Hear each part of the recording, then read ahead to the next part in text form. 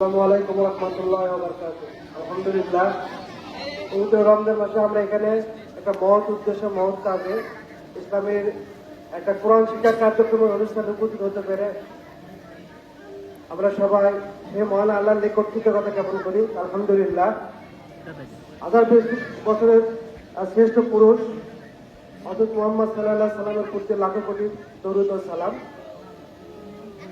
Phulbari Darus Salam foundation কর্তৃক আয়োজিত কোরআন শিক্ষা কার্যক্রমের প্রথম ব্যাচের কোরআন বিতরী অনুষ্ঠানের প্রধান অতিথি, মঞ্চে উপবিষ্ট আওয়ামী লীগের অঙ্গ সংগঠনের নেতৃবৃন্দ, আমার সামনে উপবিষ্ট এলাকার মুরব্বিয়ান, পর্দার আড়ালে মা ও বোনেরা, সবার প্রতি আবারও সালাম। আসসালামু আলাইকুম ওয়া রাহমাতুল্লাহ। দারুস সালাম ফাউন্ডেশন একটি আর্থ-সামাজিক, গঠনমূলক এবং সমাজ সুশৃঙ্খল প্রতিষ্ঠিতমূলক একটা অঙ্গ সংগঠনের মূল মন্ত্র হাতে নিয়ে নবী করিম এবং আল্লাহর দেখানো পথে অনুসারে ইসলামের কাঠামোগুলোতে এই সংগঠনের ভিতরে বাস্তবায়ন করে সমাজে প্রতিষ্ঠিত করার এই সংগঠনের মূল উদ্দেশ্য। বাংলাদেশে তথ্য প্রযুক্তি এই যুগে প্রত্যেকটা উপজেলায় হাজারো এরকম অনেক সংগঠনের ছায়ার মতো বিস্তার লাভ করছে। সব সংগঠনের লক্ষ্যমাত্রা একরকম হলেও তারা কার্যক্রম দিক দিয়ে অনেকটা হয়তো এগিয়ে যায়। তাদের সংশ্লিষ্ট উপর মহলের প্রচেষ্টায় বা তাদের সহযোগিতায় বা তাদের ছত্রছায়ার পরে তারা অনেকেই অগ্রসর হয়ে যায়, অনেকেই তারা পিছিয়ে পড়ে চলে যায়। আমাদের এই সংগঠন থেকে 2001 সালে করোনার মহামারীর সময় আমরা অল্প কিছু সদস্য নিয়ে সমাজের কিশোর যুবক তাদের সংঘবদ্ধ করে নিয়ে আমরা এই মহামারী পিরিয়ডে আমরা যাত্রা শুরু করি। প্রথম আমরা কোরআন প্রতিযোগিতা, ইতিমখানা মাদ্রাসার পাশে ছেলেদের তেলাওয়াতের কোরআন প্রতিযোগিতার মাধ্যমে আমরা উদ্বোধন করি। সেখানে অনেক সাড়া পেয়েছিলাম। তা আমাদের মূল উদ্দেশ্য হচ্ছে একটি সমাজকে বিশৃঙ্খলা ও সংস্কার, সমাজের সকল অপসংস্কৃতি থেকে মুক্ত রেখে সমাজকে সামনের দিকে সংঘবদ্ধ, সুশৃঙ্খল, সুন্দরভাবে বসবাস উপযোগী করাই হচ্ছে আমাদের মূল লক্ষ্য। এই লক্ষ্যতে আমরা অগ্রসর হতে চাই। তার জন্য একটা ছায়া বা একটা ছত্রছায়া প্রয়োজন।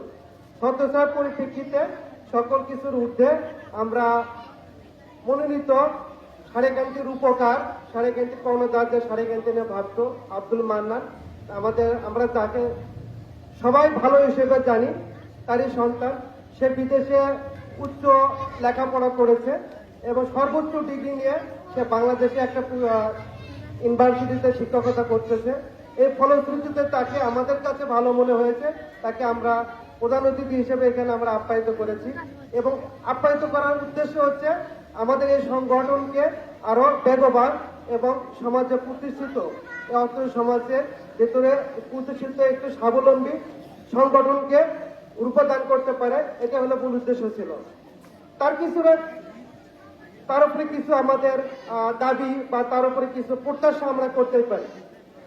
তার মাতা আমাদের বর্তমানে বগুড়া 1 আসনের সে সংসদ সদস্য শাহজারা মান্নান, এবং উনি আগামী মে মাসের 8 তারিখের একজন উপজেলা নির্বাচনের সম্ভাব্য উপজেলা চেয়ারম্যান প্রার্থী। উনি তার জন্য দোয়া প্রার্থী। আমরা সবাই তার জন্য দোয়া করব এবং তাকে আমরা সবাই ভোট দিয়ে তাকে আমরা উপজেলা নির্বাচিত করব। তা আমাদের এই নির্বাচিত করানোর উদ্দেশ্য হচ্ছে কি, আমাদের এই সংগঠনটাকে বা এই ধরনের কাজে সে সংঘবদ্ধ স্বতঃস্ফূর্তভাবে উপজেলার অনুদান বা একটা উপজেলার অনুদানের পরিপ্রেক্ষিতে বিভিন্ন অনুদান আছে, এই অনুদানের থেকে কিছু অংশ আমাদের এই সংগঠনকে সংঘবদ্ধ করবে। বিভিন্ন কর্মসূচি আছে, রক্তদান কর্মসূচি আছে, শীত বস্ত্র বিতরণ আছে। সামনে একটি মায়ের রমজানের পরে ঈদুল ফিতর আসতেছে। গ্রামের প্রত্যেকটা ঘরের সূক্ষ্ম খবর তার নজরে না থাকলেও এই সংগঠনের মাধ্যমে প্রত্যেকটা পরিবারের এবং প্রত্যেকটা এলাকার খবর ওই ছেলেগুলোর দ্বারা তার কাছে পৌঁছাতে পারবে। পৌঁছানোর ফলে সে যদি তার উপজেলা থেকে বিভিন্ন ধরনের অনুদান থেকে আমাদের এই সংগঠনের মাধ্যমে যদি সে অনুদানে আমাদেরকে এই সংগঠনকে অনুদান দেয় বা প্রদান করে, তাহলে সঠিক জায়গায় সেই অনুদানগুলো সঠিকভাবে বন্টন হবে বলে আমি আশা করি। পরিশেষে দীর্ঘায়িত করতে চাই না, সময় সংক্ষেপ, ওনার পরবর্তীতে একটা প্রোগ্রাম আছে। তা আমাদের পাশে একটা মসজিদও আছে, মসজিদের অসম্পূর্ণ কাজ আছে, এই কাজের ক্ষেত্রে মসজিদের অনেক অনুদান আছে। তা যেটা আমরা সবাই না জানলেও অনেকেই জানি, ডিজিটাল যুগ। তা আমার বিশ্বাস, তার কাছে প্রত্যাশা, মসজিদের ক্ষেত্রে উনি সুনজর রাখবেন, যেটা আগে হয়তো কারো দ্বারা আমরা ওইরকম পাই নাই। তা আমরা আসলে সত্যিকার অর্থে অবহেলিত, আমরা ওইভাবে ফরওয়ার্ডিং চিন্তা করে ফরওয়ার্ডিং পর্যায়ে আমরা যেতে পারি নাই। তা আমরা আগামীতে ফরওয়ার্ডিং একজন চিন্তাধারার, ফরওয়ার্ডিং একজন যুগোপযোগী স্মার্ট একজন আমরা নেতা পেয়েছি। তার মাধ্যমে আমরা সরাসরি কথা বলে সরাসরি আমরা তার কাছ থেকে বিভিন্ন অনুদান, সাহায্য, সহযোগিতা আমরা পাবো, এই আশা ব্যক্ত করে সবার দীর্ঘায়ু সুস্বাস্থ্য কামনা করে আমি আমার বক্তব্য শেষ করছি এবং অর্থ সংগঠনের অত্যন্তর সাফল্য মঙ্গল কামনা করছি। আসসালামু আলাইকুম রহমতুল্লাহ।